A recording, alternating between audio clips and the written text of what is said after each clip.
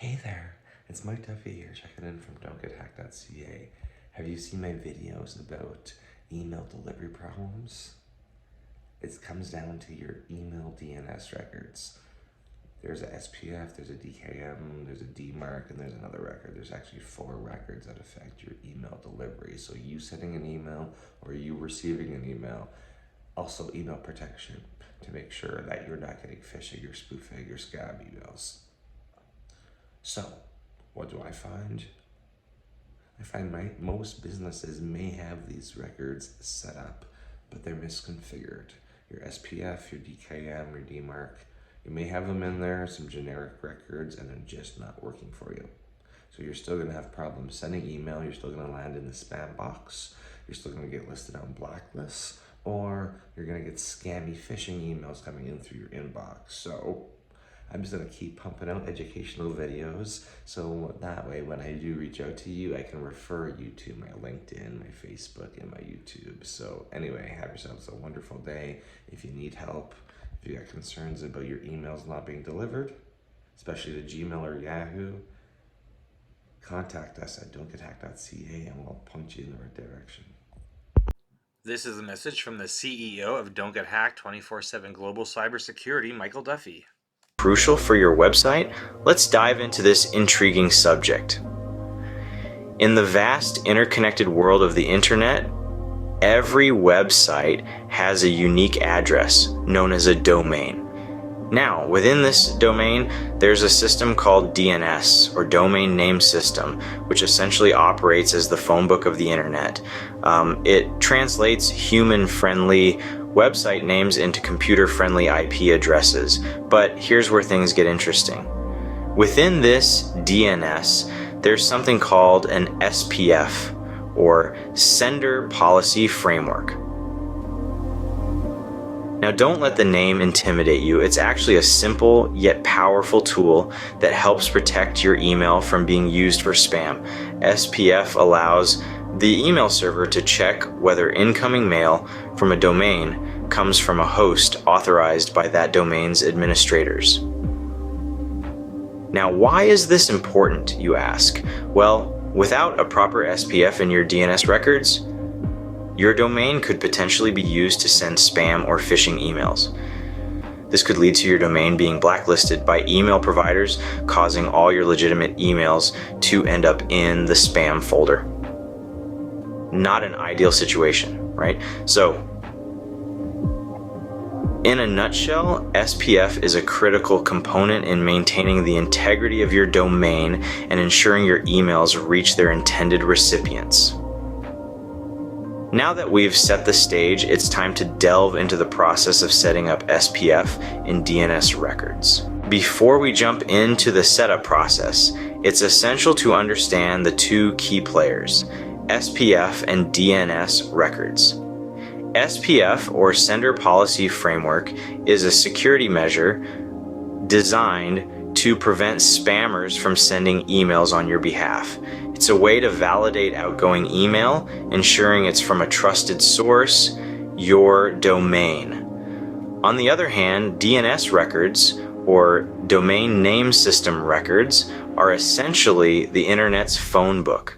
They play a crucial role in directing internet traffic, including emails, to the right place. Here's where it gets interesting. SPF uses DNS records to function. When an email is sent, the receiving server checks the DNS records for an SPF entry. If the email's origin matches the SPF entry, it's deemed legitimate. It's a symbiotic relationship that fortifies your email security. Armed with this understanding, we are ready to tackle the step-by-step setup process.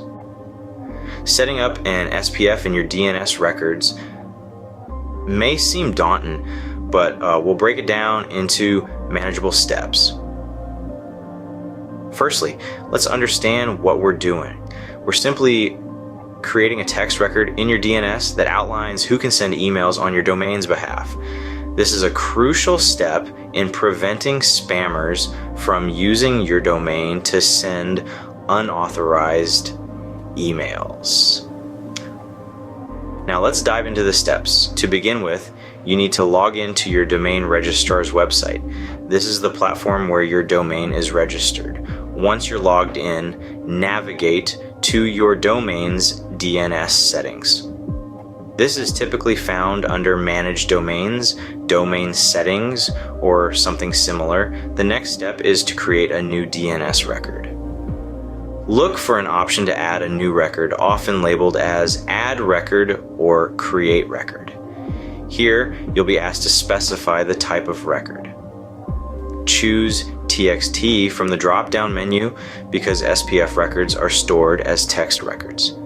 Next, you'll be asked to enter the host or name. In most cases, you'll simply enter E to represent your domain. Now comes the crucial part. You need to enter the SPF record in the value or text field. This is where you specify which mail servers are authorized to send emails from your domain. A basic SPF record might look something like this. Vaish SPF1 MX all. This means only the mail servers listed in your domain's MX records can send emails, and all others are not authorized. Once you've entered your SPF record, save your changes. It's important to note that DNS changes can take anywhere from a few minutes to 24 hours to propagate, so don't worry if you don't see the changes immediately. And there you have it. By following these steps, you've successfully set up SPF in your DNS records. This simple yet effective measure can greatly enhance your email security, ensuring only authorized servers can send emails from your domain. Now that you've mastered the setup process, it's time to steer clear of common pitfalls. First up, let's address the elephant in the room: incorrect syntax. While setting up SPF in your DNS records, it's easy to make syntax errors. To avoid this, always double check your entries. A misplaced character can lead to SPF failure, so take your time and get it right. Next, let's talk about the all mechanism. Many fall into the trap of using all in the wrong place, which can lead to all emails being marked as spam. Remember, all should only be used at the end of the SPF record. Thirdly, including too many domains in your SPF record is another common mistake. SPF has a limit of 10 DNS lookups.